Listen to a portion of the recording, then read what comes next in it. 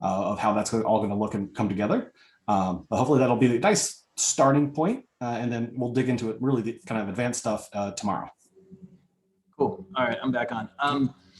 So I apologize, my landscaper showed up at the exact time of this webinar, so if you hear some stuff in the background, that is my landscapers cutting my yard.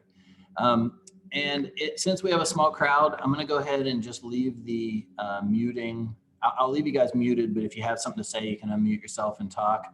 If people start jumping in, Matthew, just let me know, and I'll just put everyone on a permanent mute until we get the question and answer. But we have a small enough group. I think we'll be fine. All right. All right. Just jump in here. And share my screen.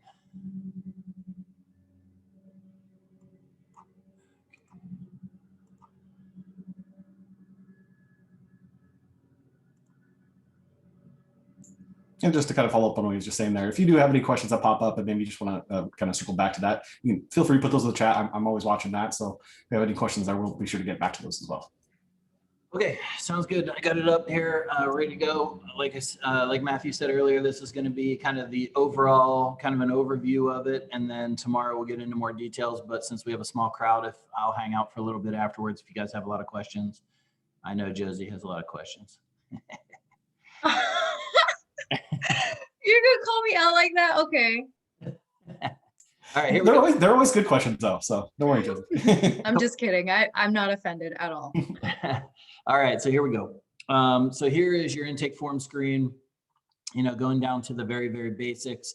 There are 6 fields that are hard coded in here that you guys can change the answers to, but you cannot change the name of these fields, and that's contract status, contract client type, and then the address. Obviously, the 4 fields for the address. These are agent fields, so this is what the agent can see right off the bat, not conditional fields. So these are just the ones that will pop up right away when they open up the form.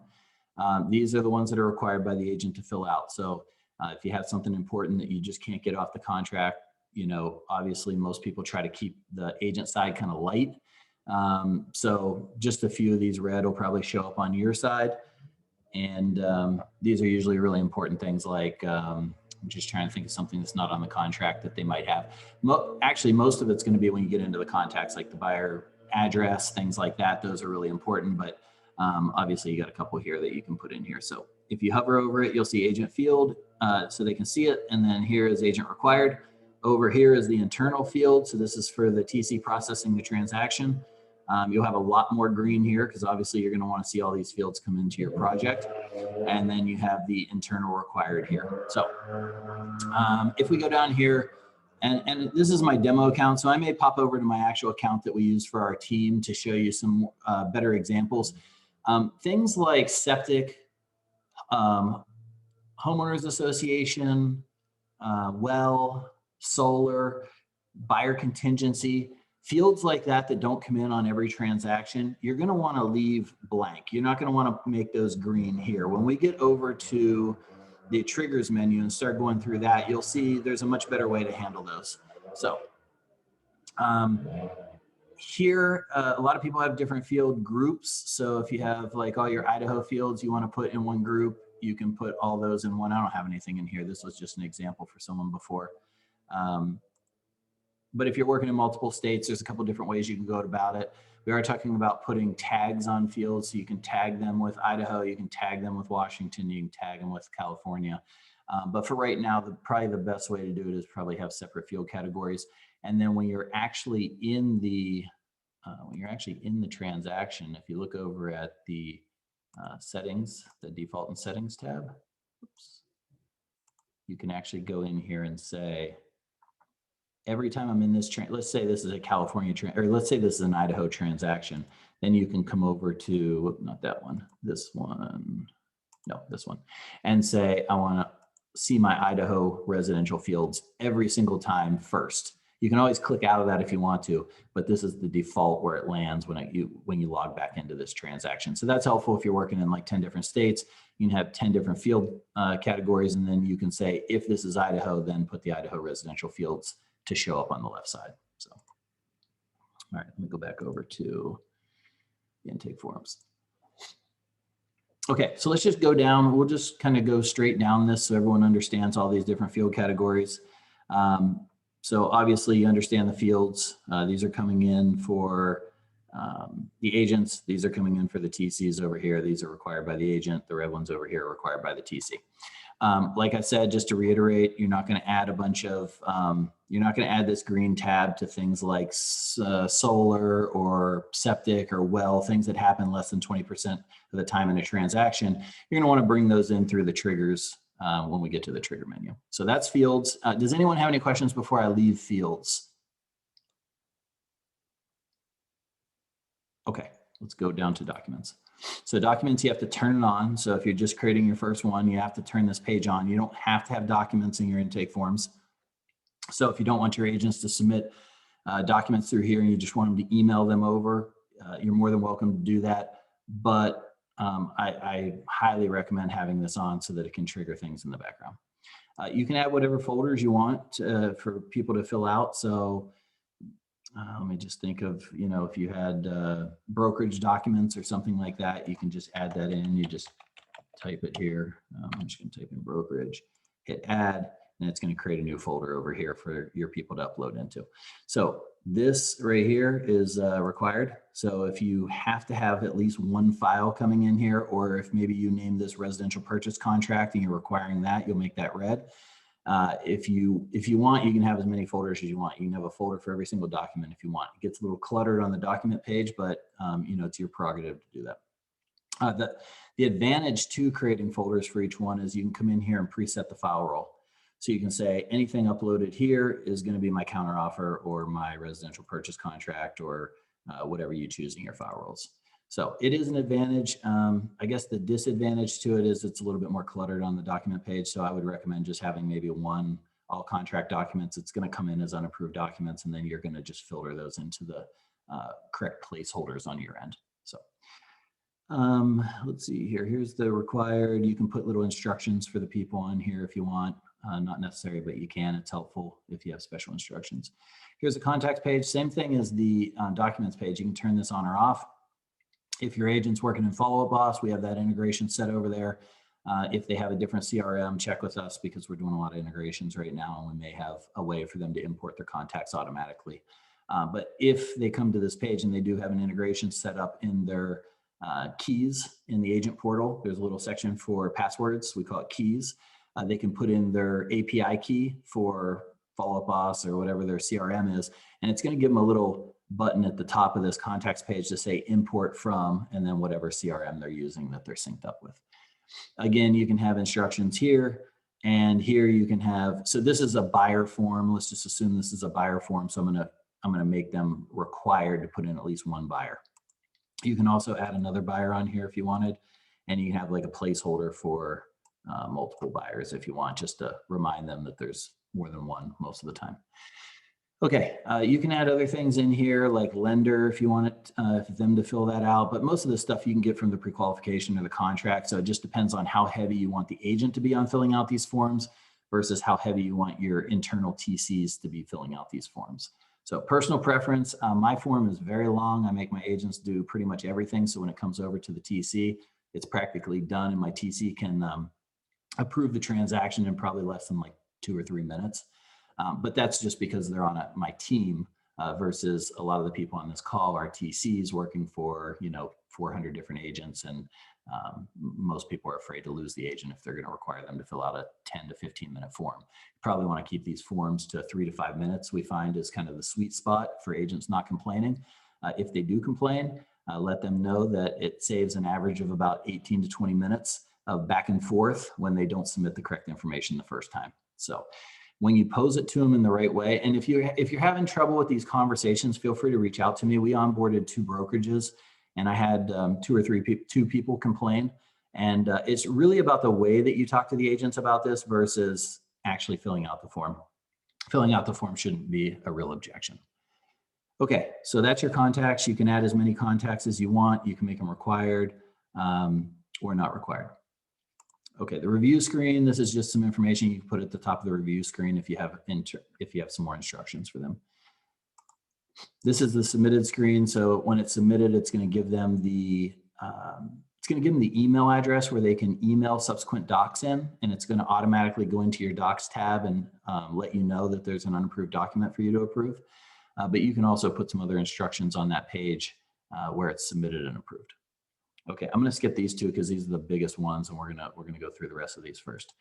So internal instructions, these are things that you want your TC to do every single time before the transaction becomes a transaction. So if you want them to make a call, if you want them to check, Keller Williams command, if you want them to do some internal process before this becomes a transaction, you could just type it here and say, task number 1, hit enter, number 2, enter. And they're actually going to have to physically say that I've done this before it disappears on their approval side. And then the TC can approve the transaction. So unless they do these tasks, they're not going to be able to approve the transaction. So you can use those however you want. Settings, very minimal here. Just make sure you set the time frames, make sure you set the dates. Now you can override these time frames. Don't feel like you're locked in here. If this says calendar days, it doesn't really matter, because when you're in the actual tasks, you can set an individual task to business days or business days skipping, or calendar days skipping weekends, or whatever your preference is for that individual task or email that's going out. This is just a general overview of what you want if you didn't set it somewhere else. So definitely set these, or else it's going to give you error messages. Count federal holidays, don't count federal holidays, a weekend roll. I don't really suggest changing these at this level. I change these more on a task email text level, where you say, hey, this email is going out to my lender, so I'm going to go ahead and roll this back to Friday. Anything that lands on Saturday, Sunday, I want that to roll back to Friday, because it's my lender or my escrow agent who typically aren't as responsive on a weekend than they are on a weekday. So, but I wouldn't set it here. I would set it on the individual task or email. Okay, and then you got the federal holiday roll as well. Make sure that if you do set these anywhere in our program, that these are the same. So if it's a weekend roll and it's forward, make sure the federal holiday is forward. If it's backwards, then make sure this is backwards. The reason is because if you roll this forward, you have a federal holiday on a Monday and you roll it backwards, it's going to get caught in an infinite loop of not knowing where it's supposed to be. It's going to say the holiday's on Monday, I got to push it back to Sunday, and then Sunday tells it to push it back to Monday, and it just keeps going back and forth and locks up your system. So if you are going to set these, make sure they're both roll back or both roll forward. Okay. Layout, you can rearrange the sections. You cannot get as granular as moving the fields to where you want them at this point. And there's many reasons I'm not going to get into on the coding side of things, but for the time being, you're able to move these field sections. So that's another reason why it's important to put all your like fields together. You can see that these fields are selected in this transaction. These ones aren't, so you don't really have to worry about the ones that are in red. The ones in green, you actually have some things selected here. So, and then you got your default design. So you can put your logo in here. You can put a color in here. You can do whatever you want here. So if you're designing this form for Keller Williams, you can come in here and make it red and drop their logo in there. If this is for Caldwell Banker, you're going to have a different color. Realty One Group, different color. So you can customize these. If you are a real estate team, then you can just put your information on all of them and it'll look good. So, okay. So now the two that kind of, this is where most people get stuck. So I'm going to go through these in a little bit of detail today. And tomorrow we're really going to go into detail on these form conditions and triggers. Excuse me. Yep. You didn't ask if we had any questions. Of course you do. What do you? Just two, before we move on to the big portion of it. So in the documents, if we have a file role that's assigned to it, I want to be able to have the file roles in there. Does it have to have a document attached to it to pull into the documents in the transaction, or will it not pull in at all if there isn't a document It won't uploaded? Yeah, it won't pull in if there's no document, but if a document is uploaded, it's going to assign that file role to it. Now, the one disadvantage, and I'm going to talk to the dev team about this to see if this can change, but when you bring these in, it's not going to change. So if you're familiar with the doc section, when you change the file role, it changes the name of the document to that file role. It will not do that through the intake form. So I'm going to talk to them and try to make that more consistent and have it do that through the intake form, but as of now, just be aware that it's not going to change the name of the document. Okay, and then my next one was on crap. All right, let's just skip it until I remember again. Yeah, if you think about it, come back to it and just unmute yourself. All right.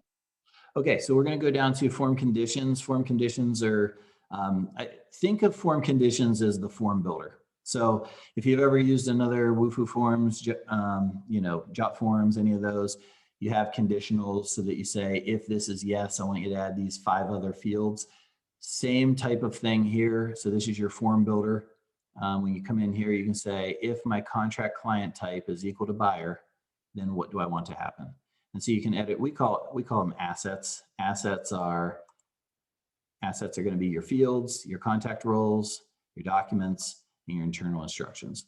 So if this is a buyer, I want you to add these fields. I want you to add this contact role. I want you to add this document, and I want you to add these 2 internal instructions.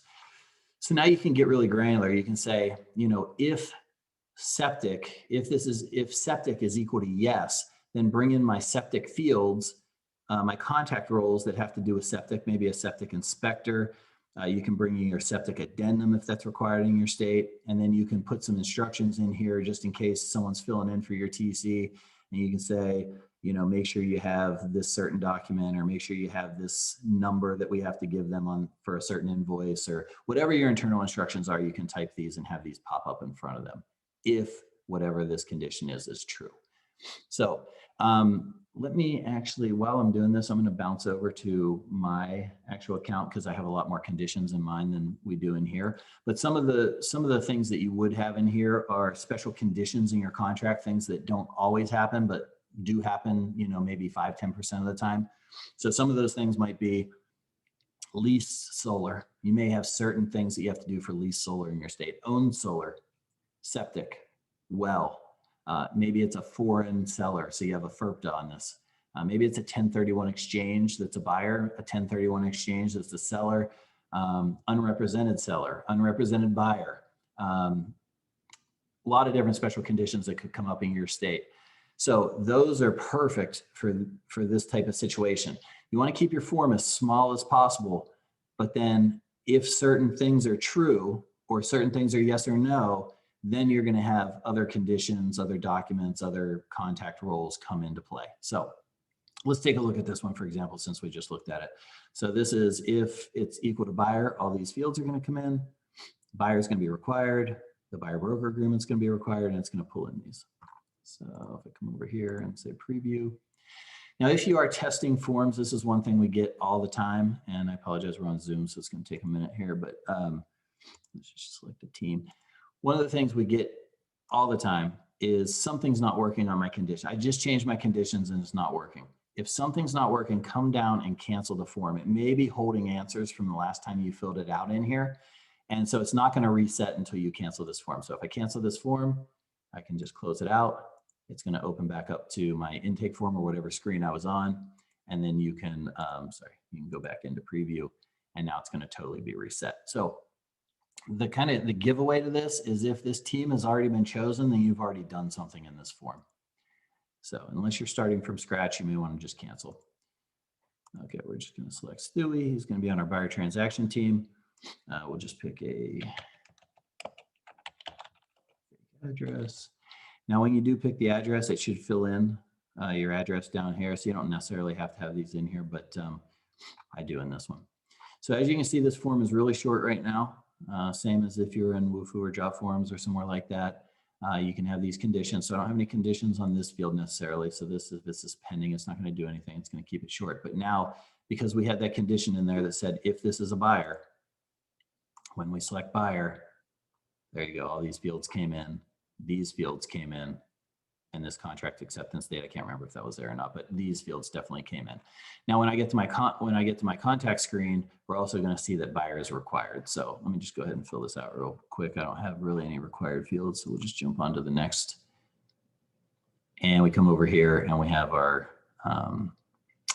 buyer broker. This came in because we said it was a buyer. So that was one of my conditions, that if it was a buyer, I want the buyer broker to be a required document in my documents tab. I already had this in here and I already had this in here. So these are, you can drag and drop in here. You can hit the upload button and choose a file. You can add a note to this document. A lot of different options in here. I'm just going to take a PDF and drag and drop it over here so we can get to the next screen. Once we upload that file, then it's going to, oh, you know what? I screwed up that PDF. Let me grab another one instead. There we go. So now I brought in that and it gave us a checkbox because that was the only required folder that we needed to upload something into. If these were required, then we would still have a red X here and we'd have to put something in here and something in here as well. So just be cognizant of that if you're creating these for your agents. I created different forms for different level agents. If I have someone on my team for more than 2 years, I know they know what forms to fill out. You know, they've been on my team, they've been harassed by me enough that they know exactly what they need to put in here. If you have a newer agent that's on the team for less than a year, less than 2 years, whatever your kind of cutoff point where you think that they're competent is, you can actually bring in, if there's a well, bring in the well addendum. If it's septic, bring in the septic. And you can have this lined up with as many folders as you want to keep them on track and make sure you get the correct documents every single time. Personal preference again, but we do that sometimes for the people that are a little bit more inexperienced so that we're not, you know, so that it's basically teaching them as we go. Okay, we're going to go over the contact screen. Because we chose it was a buyer, we had this come in as a required. I'm going to show you the follow-up boss import. And I don't have any vendors in this account, so I apologize, but there is a add vendor here. And any of the vendors that you've pre-populated in your account, you can just click on and then you can just select them with one click. So that's not in there right now, but that's an easy way for your agents to, you know, click their preferred escrow officer, their lender that they're using all the time, their preferred inspector, their preferred homeowner's insurance person. Any of those people can be put in their vendor list and added with a one-click add here. In this case, I'm just going to show you. So if I add a contact, I can type it in. I can select my contact role here. I can add it to my portal vendors for later. So if I know I'm going to use this person again, I can go ahead and click this and add the contact. And now that contact is going to come over to my vendor screen for future use. In this case, we're going to select follow-up boss. Basically what this is doing is it's just sending an API call out to follow-up boss and saying, show me everyone with the name. And in this case, I'm just going to do my demo person, Chuck E. Cheese. I type in Chuck, gives me all my Chucks in here. And I can go ahead and select what email I want to give to the TC. These are going to be the appropriate ones. This is my buyer. And add. And now Chuck E. Cheese is in here as my buyer. So now it gives me the checkbox. Now you may have, you know, 15 contacts that you want, or you may have 3 contacts. Whatever you want, you can fully customize in the system. So once I go to the next screen, this is my review screen. If you did have instructions that you typed in, it would be up top here for them. You can go through here. If anything is incorrect or there was a field that was required that they didn't fill out, it's going to be a big box in red and you can hit edit. It's going to take you back to that screen. You can fill it out and then you can come right back over here. Now, the documents are in here, shows you my empty folders here, shows you my contacts with all the contact information. It's also going to give you an option if you're on Follow-Up Boss to link this deal. So it's going to send the deal back to Follow-Up Boss. We do have a pretty full integration with them, which is actually going to get better here in the next couple of weeks. And then they have a spot for additional notes. So if there's anything like, hey, his mom's helping him out on this and here's her contact information, he could have put it over in the other contact information, but they can also put additional notes here that you might need to know about the transaction just so that, you know, the process is a little bit easier and you're not having to call them with additional questions. So click here, may take up to 2 minutes. It rarely takes 2 minutes. When we do this, it's just going to give you a processing. It's going to tell you when you're done. And because I did this internally, it's going to give you an open property here. It's also going to give you an email address where you can email documents from now until the closing over, and it's going to pop it in the back end under your documents tab and show you that you have an unapproved document. So similar to SkySlope, Paperless Pipeline, a lot of those companies have this email address. So we have the same thing here. It's going to pop in. It's going to give you a big red box. It's going to alert you that there's an unapproved document. And so let's go ahead and open this up. Okay, so once you get to this point, it's going to give you an approval stage. And I think this was the one that I just filled out. Maybe it wasn't, but we're going to go ahead and look at it anyway. And it's going to give you all the red boxes. So if I jump back over here to my fields, all these red boxes they're already required by the agent. So these are already filled out, so they're not going to show up. But if I had a red box here and a red box here, then on this screen, when you go to approve the intake form, it's going to have a list of all the fields for your transaction coordinator to approve on the back end before it can become a transaction. So if you want them to fill out the purchase price and whatever else, there's just going to be this long list. They can type it in, they hit enter, and they just keep working down the list until they get to the point of approving submission. One of the things is if you don't have your default and settings set up in here, if for some reason you have a bunch of different choices, it may give you a little thing here to say, go to default settings and make sure that your default email signature and your default email are set up. If you want to, you can come over here and set up, what field group you want to see and where you want to open up to when you come into the back end of the transaction. So do I always want to open up to my tasks? Do I always want to open up to my documents? Those seem to be the two that people go back and forth from. And now every time I open up the back end of this transaction, it's going to take me to the doc section. You can do your property syncs with your calendar. You can do date templates. You can bring in loops. I don't have a loop set up on here, but if you did, you'd have some options to bring in certain aspects or to sync it back and forth. So if something changes in .loop, go ahead and bring it automatically over. Okay. All right, so that's that. If I approve the submission, it's going to give me my triggers. I don't have these set up correctly in here, but it will alert you. So these ones went out. These ones are ready to go. It put my emails and my text message. Actually, these are templates that got added. This is a text that would have went out based on my triggers. We're not going to get into this right now. We're going to go over here and I'm going to show you the triggers and how these happen. So, okay, trigger manager. Real quick, Andrew, while you're on this particular screen, there was a question earlier about the default design. Do you know if there's like a certain type of format that is accepted? Looks like a couple of people might have been having trouble with like a PNG trying to save that in there. It wasn't quite working. Yeah, there is a size. I need the developers to go ahead and put up here like a 200 by 200 pixels or whatever the size requirement is. I'll talk to them and I'll try to get them to put up whatever the size requirements are so that that logo drops in correctly. Okay. Awesome, thank you. Anyone have any questions on conditions before I jump over to triggers? Okay, so let's go to triggers because this is the big one. This is where everyone gets hung up. A lot of people will come over to their transaction and say, my smart block didn't fire off, or my my task trigger didn't fire off correctly. Probably the reason is you didn't set your triggers up correctly in your intake forms. So this is how you turn them on so that they're active, and it'll kind of gray it out if it's not active, just to alert you that, hey, this is not going to fire off if someone fills out this form. And you have a couple different options in here. So you can, when it's submitted by the agent, do you want this to happen? Or after the TC approves it internally, do you want this action to happen? This is very important because you probably want most of your fields and field sections to come in when the agent approves it, but you probably don't really care if your templates and things like that come in until after it's internally approved. So that's a case-by-case basis. You'll have to decide that based on what you're doing. Here are the things that you can do. So when the agent submits it, you could have an email sent out to the TC letting them know that, hey, you have a new intake form. You could send out a text message to the whole team if you wanted to, letting them know that there's a new intake form.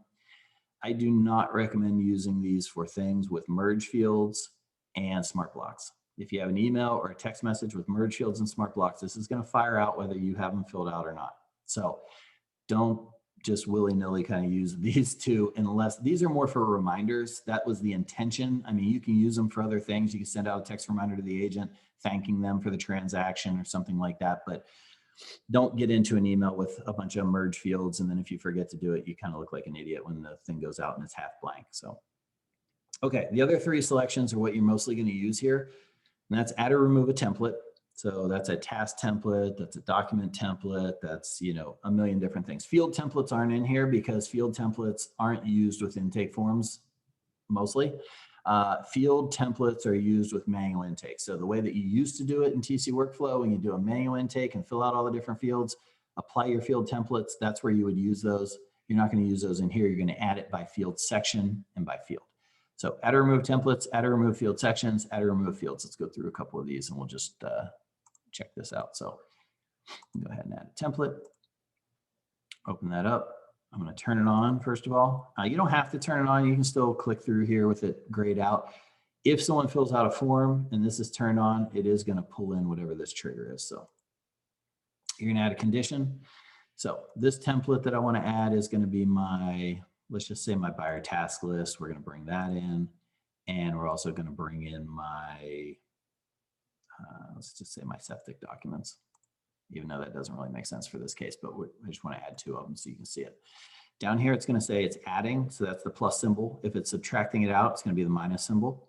It's going to tell you the document template and the task template it's bringing in. And then you're going to add a condition. So in this case, let's just say we're going to say if project field or property field, let's just say contract client type equals a lot of different choices in here. You can say if it's blank, if it's not blank, if it's equal to, not equal to, greater than, less than. In this case, we're going to do equal to, and we're going to say buyer. So anytime someone selects that this is a buyer, what do I want to happen? I want the septic documents, which doesn't make sense, but bear with me here. The septic documents document template to come in, and I want the webinar buyer task template to come in. So those are the 2 things that are going to happen if this is true. If this is a seller, it's not going to do any of this. So that's how you set up your trigger. When you're ready, you're happy with it, you just turn it on. And then it's going to make it kind of highlighted here so you can see that it is on. Now, if you have a row of 50 of these and you don't want to have to come all the way back up to the top of this add trigger button, you can just add one here. You can say, hey, I want to add an email, I want to add a text, I want to add a template, and I want it to add below this. So if I'm down all the way at the bottom and I don't want to scroll up to the top, I can say, hey, add an email. It's going to pop a new email in here. If I want to add a text, it's going to pop a new text in here. Same thing, field section, field. You have all your different scenarios. Now, if this one is very similar to the one I'm going to do next, you can clone it too. So you can say clone. Let's see here. Let me open this up. And it just cloned the exact same thing. So now if these, I just want to change these out, I can come in and say, let me just delete this and delete this. And I'm going to add a different template. I'm going to add these property triggers and I'm going to add that. But I want to keep this the same. Now I didn't have to go and create that condition. So that's what that clone button's for. If you have a long one where you have like a bunch of different conditions, say I had file role, counteroffer number 1, existing property, and contact role, buyer, some missing in property. And you had all these made up. Maybe I have some with like maybe 7 or 8 things in here, and it's going to apply to the next template as well. I can just go ahead and clone this, and it's going to bring in all that information. Now I can just go and say, well, I can delete this, and then I'm going to change this property trigger. So you have a lot of flexibility there. It does save a lot of time using this clone button when it's appropriate, and also saves some time using these so you don't have to scroll up, add the trigger, and then scroll all the way back down. Okay, so property triggers, we covered a template. So you can, any template that's in there, you can add like that. Now we'll try a, let's see, so when it's submitted by the agent, I want to bring in a field section. So it's off right now, that's fine. What field sections do we want to add? I'm going to add I don't have a lot of field sections in this demo account, but let's just say I want to bring in all my loan dates. I can add that. Do I want to make it required for the TC to fill out? No, because it's bringing in like maybe like 10 or 12 dates here. So all of them aren't going to apply for the beginning of the transaction. So I'm going to leave that no.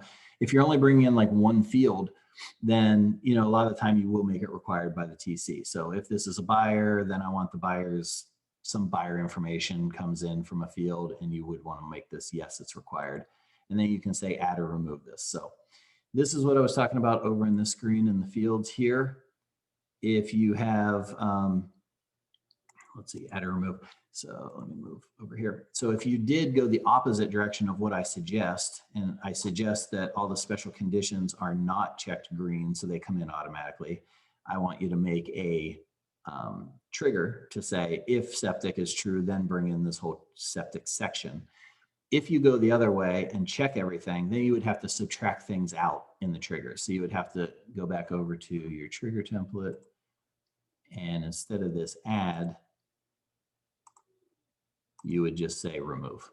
So you can do it either way, but from experience, trust me, adding is much easier than subtracting everything every single time. Okay, So this is a field section. We added the loan dates. Now we can put in a condition, and I can say if contact role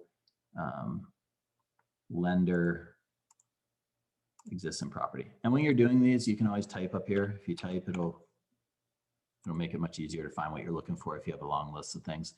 So anyway, if the lender exists in this property, and it does keep it on the screen in case you want to create more than one condition, so you do have to close it out.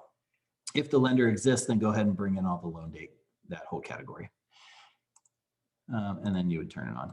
Don't forget to turn it on. And I am going to add some buttons here. We're going to add some that are for expand all. So if you just want to expand all these without having to click on every single one, we'll have an expand all, collapse all, a couple other filter so you can type it by what's in here. So if I want to see all my conditions that have to do with lender, I'm going to have a filter box here where you can type lender and they'll all pop up and highlight. So that will be coming soon.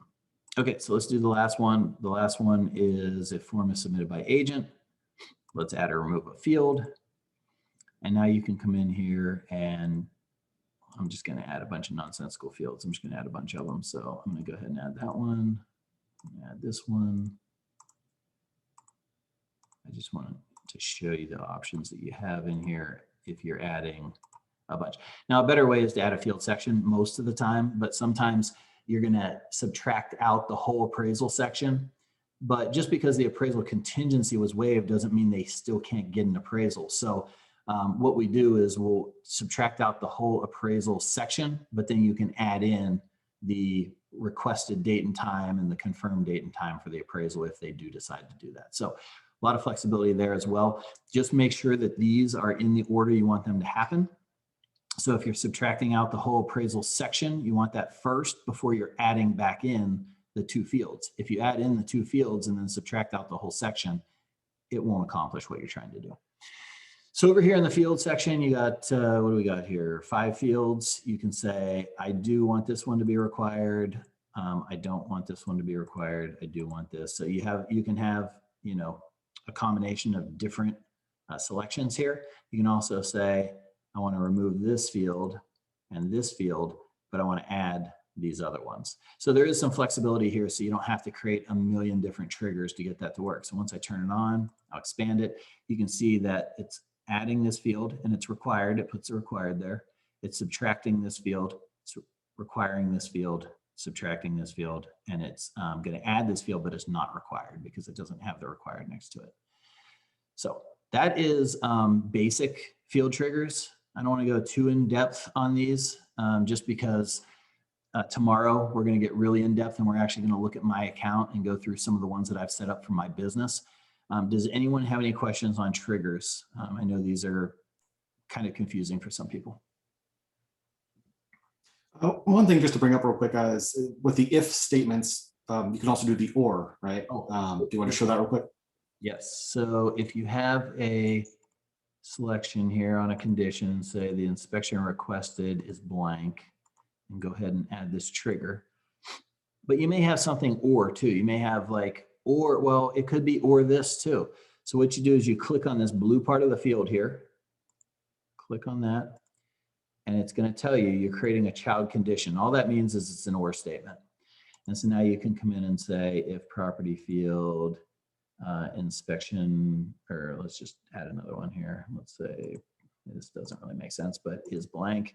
Add that, and then when you come over here, you'll see the big or that it created. So it's this or this, and then you can even create another and if you want. I'm just going to create a random thing here and say exists in property so you can see the difference.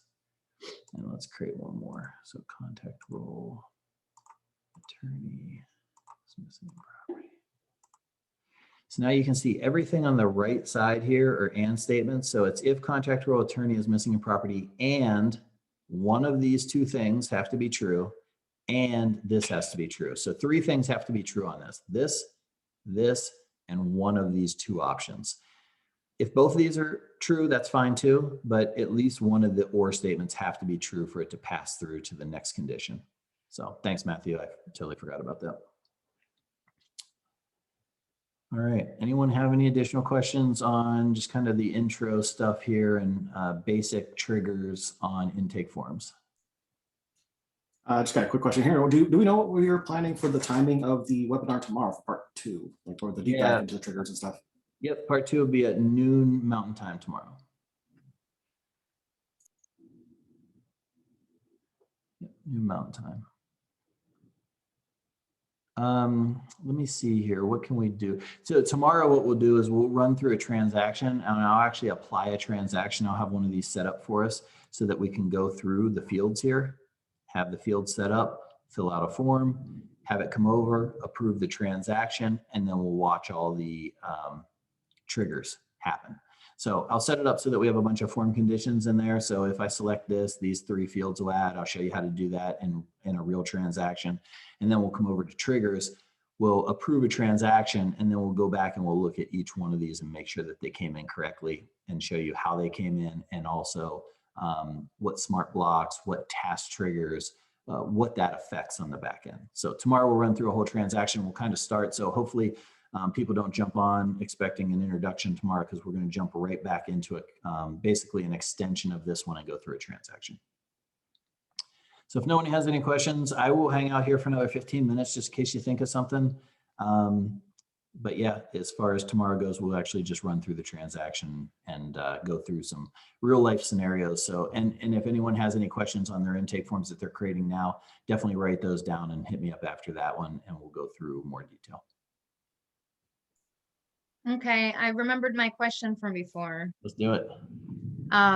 So it's kind of off topic. It actually has to do with the time zone thing.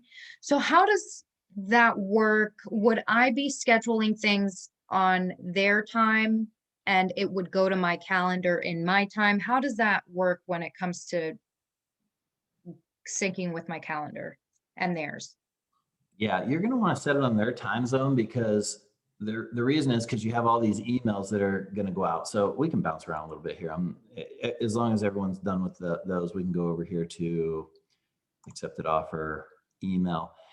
So when you're, actually, we should probably go to the task templates and come over here and find one with a trigger. So here we go. So when you come over here and you're sending these out at a specific time, this time you're going to want to go out to the person at their time zone. So if you're working in Arizona, you should have that set for Arizona time, so that you're not accidentally sending something at 8 o'clock in the morning Eastern time, which is 5 o'clock in the morning Pacific time. And then people get upset with you for sending text messages or things like that at off hours. Crap. Well, I've been scheduling emails for 2 hours, like in Arizona. I want it to get there at 9, so I schedule it at 11. So really it's getting there at 11. Wait. That's fine. If you're doing it on your time zone, then you have to adjust. Me personally, I think it's easier just to keep it on the time zone that they're in, so that you can say, I want it to go at 4 o'clock their time because that's before business is over. Or, hey, I want this to be 8 o'clock, so I'm not waking them up in the morning with a text or something like that. But if your brain can work in as many states as you work in and have all those figured out, then keep it on your time zone, and you can definitely do that. I just think it's more confusing. No, well, I've been setting it up for their time zone, thinking that it has to do with the calendar synchronous, the sync in the calendar, but I haven't even thought about me scheduling emails. I'm calculating in my head, oh, I want it, I've set it for their time, but I think, oh, I want it to get there at 9, so I'm going to set it for 11 for, I'm going to schedule it for 11. So really it's going out at their 11, not their 9 o'clock. It's going to go out at whatever time, whatever time zone you have set in your settings. Okay, so I've been sending things later than I was expecting to, but that's totally cool. So how does this play with the calendar? Does it not? It will. So when you go into your API settings in your calendar, let me think about that for a second, because if you're on, it should adjust it on your calendar. So we'll do a test after this. Once we're done with this webinar, I'll go in with Matthew and we'll do a little test on this, but Cool. It should put it on your calendar for whatever. So in Google Calendars, if you're using Google, you already have it set for your time zone. So say you're on Eastern in yours, and this is set for Pacific, it should adjust that to the correct time zone automatically. So if I'm confirming things, I don't want to refer to my personal Google Calendar. I want to look at the times that are on my transaction because, Yeah, because awesome, okay, let's say your calendar set on Eastern time, it's going to adjust it and put it on your calendar for Eastern time versus the time of the transaction that's set. yeah, got it. All it's doing is sending a message over to Google, and Google's saying, okay, well, you just sent a message to me on Pacific time, but Josie's calendar is on Eastern time, so we need to convert that so that it's on the right time on her calendar. Perfect. Okay, cool. Good to know. And we'll test that just to make sure, but I'm 99.9% sure that that's all correct. Awesome. Anyone else have any questions? Actually, if you have questions on anything, I can hang out here for a little bit and answer questions on whatever you got. So I can relieve Matthew of having a million tickets here. Should I pull up my past million? I'm just kidding. Matthew, any questions on chat? Nothing at the moment. All right, everyone's quiet today. Well, I certainly have questions, but I don't know how to ask it because I don't know exactly what I'm asking. Well, let's work through it. Go ahead and ask, and we'll work through screens until you tell me I'm on the right situation. So it's back in the agent intake forms. So I'm not having some of the fields pop up in my, once the intake form is submitted, I'm not having the fields pop up on my screen. And I think I just learned that it's because I need to get groups set up for fields, right? Well, and then have a trigger for them.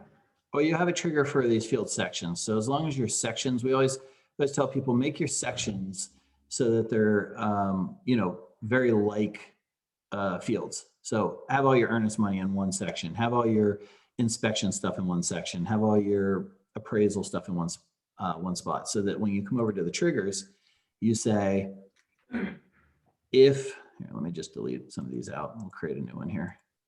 Actually, we'll just delete this whole thing and create a new one. So when it's submitted by the agent, so when you're adding fields that you want your TC to see, you always want to do it when it's submitted by the agent, so that triggers and the appropriate fields come in for your TC to review on the approval side. So when it's submitted by the agent, what do we want to do? We want to add a field. We want to add a field section. So let's just do field section for this. Okay. It's not on yet, so that's why it's grayed out. You can turn it on if you want, but while you're working in it, you can just leave it grayed out. So in case someone fills out this form, it's not going to do a half-assed job of whatever you have in at the time. So if the file, or here, let's do this. If the contact role lender exists in the property, and you may not want to do this if you're not requiring your agents to fill out lender on your intake forms, but you may have another property field that says something about, not cash. That would be another one. So financing type is not equal to cash or not equal to seller financing. Then it's some type of finance deal. You can add whatever condition that you want in there. And now you can say, if it's not cash, then I want to add what field sections. And so that might be your loan dates. That might be your, let me see if there's any loan details. Now these fields are going to come in. Now, do you want them to be the whole field section to be required by the TC? No, because you're going to have stuff for later in the transaction. So you can just say no to that. And then you're going to add these field sections. So now when the agent submits, if it's not cash and it's not seller financing, it's going to bring in all the fields to do with a lender. So that's how you get them in there. So when you look at this, it's going to show you and this is ready to go. So I'll turn that on. You can see it's adding, the plus sign means adding loan details and loan dates. Those are my two field sections, but they're only coming in if this is true. So yours might, if you're not requiring the agent to put in the lender information, a safer one might be if they chose that this was conventional or FHA or VA, and you can do and/or statements here. I always choose to do whatever's less. So in mine, I have, say 6 financing types and two cash types, seller financing and cash. So I'll do, if it's not equal to cash and it's not equal to seller financing, then go ahead and bring these in, versus saying if it's FHA or conventional or this or that, and having to create all these different conditions all the way down. Does that answer your question? Kind of. Like I said, I'm not really sure how to ask it. So back on the field section,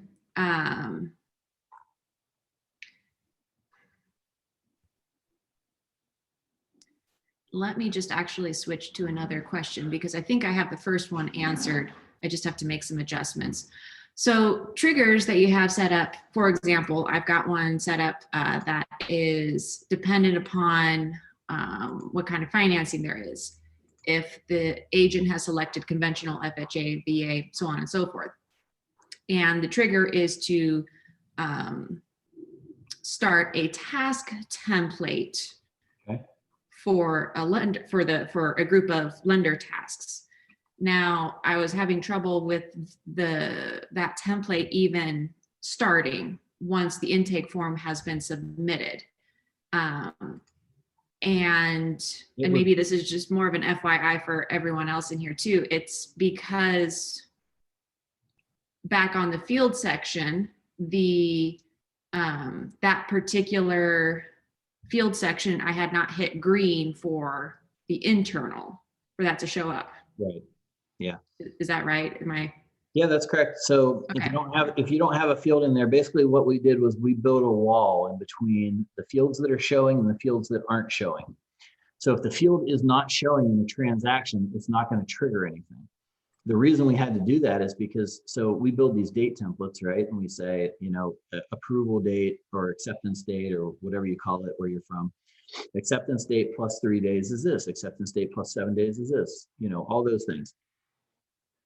What was happening was it was still calculating dates in the fields that weren't showing in the transaction. And so your triggers for smart blocks and task templates were actually triggering on things that you didn't want it to trigger from because they were in the background, but they were still being computed by your date template. So what we had to do is build this invisible wall in between so that no field that's showing, any field that is not showing in the transaction will not trigger your smart blocks or your task templates, because that is not the intention. So yes, you have to test and make sure that over here in the fields, or one of your previous triggers to this is a field template, and bringing in the appropriate fields to make your templates fire off. Cool. That gave me a little bit of headache earlier today, and I'm like, oh no, what am I doing wrong? Yeah, and the other thing that I did mention earlier, but I'll reiterate because it is very important, these go in order straight down. So this happens before this happens. So if you want to bring in a field, and then that field is going to later trigger a template, you got to make sure you're adding that field before the condition for the template. So make sure that you're working chronologically in your brain and saying, I need this to happen for this and this to happen. Then I need this to happen for this, this, and this to happen. So make sure that everything is in chronological order. If you're removing a field section and then adding two fields from that section back in, that's fine. But don't add the 2 fields and then remove the whole section, or it's going to strip them back out. Anyone else have any questions regarding pretty much anything? Just we can kind of. In that trigger section, are you guys, or is there a way to? Oh wait, never mind. I just answered my own question. Never mind. I'm good. And like I said earlier, we will put the expand and collapse buttons on here, and we'll probably do a sort, and we'll probably do a filter bar as well. So if you want to search for everything doing with the lender, you can just type in lender. It'll highlight everywhere there's a lender, kind of like a control find if you're on a PC. Yeah, so we'll add a bunch of buttons on here to make it a little bit easier, because on mine, you'll see tomorrow, I have probably 20 to 30 conditions on some of my intake forms because it's adding and subtracting out fields. So. Hey, Andrew, we got a good question here in chat. Just asking, can we move the triggers, or do we have to actually just delete it and redo it, which I believe was up there at the top? Yeah. If you need to sort these and move them around. Yep. So here's the sort. and then I can just pull this down. The reason we did it with this sort button is because it's much easier than dragging. If you have, so what happened at the very beginning of this program when I first started testing it was we had the little drag and drop button here. The problem was we didn't realize that sometimes we were going to have maybe 50 triggers in here and we would have to hold that thing while the screen kept going down. So this is a much easier way. I can say, oh, this, I need it under this one. So I'll just grab that and pull it down here. And as you can see, it just refreshed and that one's gone now. And I have this one up top. Are you going to add a feature where you can name these particular triggers? Because that would also help, like when you're in that sorting window, to know, oh yeah, that's what that trigger is for. No, we don't really have any plans because this is kind of the summary. It's saying, hey, you're adding this field section and this section if this happens. And so it kind of gives you a brief summary here of what's actually happening. So no plans right now, not to say we can't add it in the future, but obviously we're working on some big stuff right now with e-signing and things like that that are taking up the majority of the time. Yeah, I think you're saying if you're looking at the sorting trigger, that menu, that that drop down, it'd be easier just kind of see from here. Some of these are kind of similar. An easy way to do that, but it would be a great idea because I do like that for the idea lab. So you guys are in your accounts. I always like to bring this up as we do like to look over those. It gives other guys the chance to see your ideas as well. Give them a thumbs up. But I love seeing those ideas in there. Yep. And here, just so you know, in case until we get names or something like that in there, always look at the TID. So that's the trigger identification number. So you see that one ends with 724. If I want to move it down underneath this one, and this one is 366, then I can come up here and say, I want to move this one down under 366 and just find that trigger ID number, which I don't know where it is. 366, where is 366? It's missing. Interesting. And that's where naming them would be very handy. So I'll put that in the ideas lab. Yeah, definitely do. I think the difference there, Andrew, was that the templates versus text versus emails throws it off a little bit. Yeah, definitely. I have a quick question. Sure. On your fields, under pages, when I look at that and you have the agents on the left side that are green and ours that are green on the right side, some are marked on ours that are not marked on the agent side. So is the ones that are marked on our side the ones that you're saying that need to be in line with the triggers that we have pulled so that they will implement? Yeah, so basically what happens is anything that's checked in green is coming into this transaction regardless, right? So it's coming over to you regardless. Okay. You're going to see everything in green. But what I was saying as far as the suggestions go, and so this would be not a good idea, is if, like, let's say that was missing. Now you're not going to see the contract client type even though it was required by the agent. So make sure that anything the agent can see is definitely checked on your side. You always have to click green before red for some reason. I don't know, it's just a weird coding thing. If you try to add red before green, it'll delete out. It's kind of bizarre, but anyway, that's the way it is. So what I was saying earlier was if you have a section down here that is like, let's just pretend loan dates is septic, and septic only comes in some of the time. So we wouldn't want to check this, and we would want to do this through a trigger. So we would say if septic equals yes from what the agent told us or what the TC told us, then go ahead and bring in these 5 fields for septic. So you don't need them necessarily checked here if there's a trigger going to accommodate whether they come in or not on the back end. But if it's something that's in every single transaction, like contract status, contract client type, then just go ahead and mark them green here so that they come in automatically without having a trigger. Okay, so if I set up a trigger, then it doesn't matter if those are green or not, it's still going to pull that information. Yep. So if all these loan dates are off, but you say in there that the trigger is if there's a lender bring in all these loan dates, they're still going to come in on your side. Perfect. Thank you so much. Yep.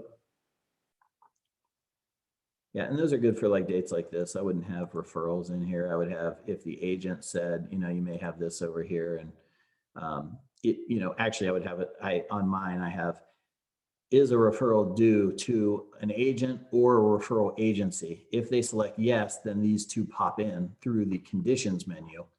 And then if that's the case, if they said yes to that question, then I would have a trigger to bring these in on the TC side so that they would show up on the TC side. So.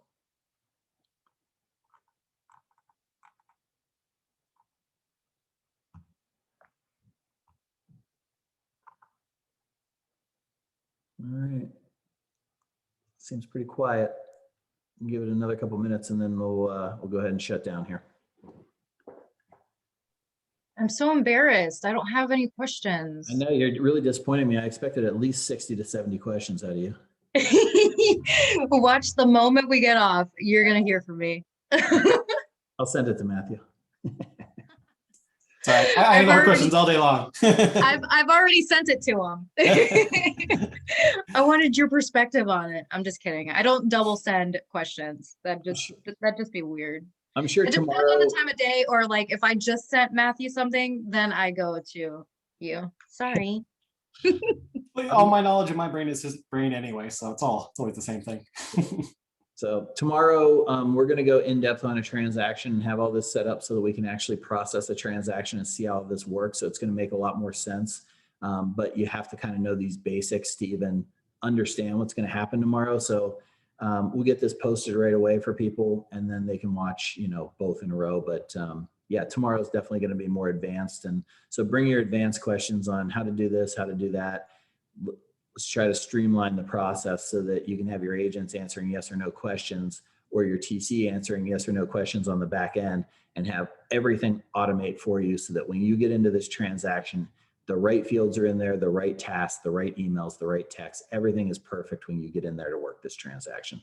That's the goal. And that's the way my system works now. After some refinement, now when the agent fills out the form, 99.99% of everything is correct. My smart blocks come in right. I never have to change emails. I never have to attach emails. I never have to write an extra person who it's going to. Everything just comes in perfectly. So that's the goal for everybody, is to trim your intake timeline down to less than 15 minutes. How long did it take for you to get that all set up so that it's 99% accurate? I would say probably about. I would say to get to 90%, I was probably about 20 to 30 transactions. And then after about 40 transactions, we were pretty dialed in. We were pretty close, but it's little tweaks you're going to make. So you're going to see like one little thing that you can automate, or one thing that you have to do every single time that you can change a setting in the background to not have to do that ever again.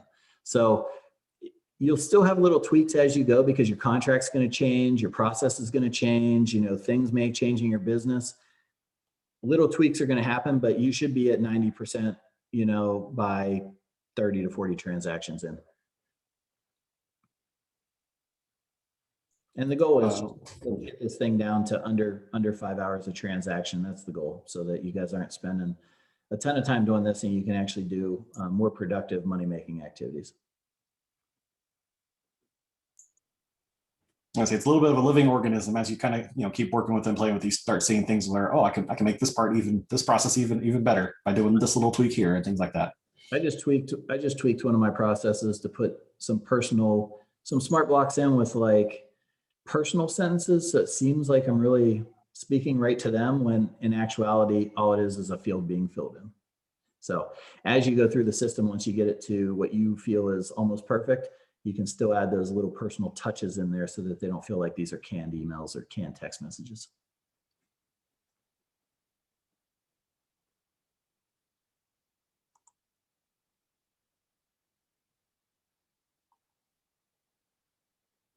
All right, I think we're good. Definitely join us tomorrow for the more advanced, and we'll get into a transaction, actually go through a real life example. And yeah, I'll see you guys tomorrow. Have a great night. Thank you. Night. Thank you. Bye. Thanks, everyone. Bye.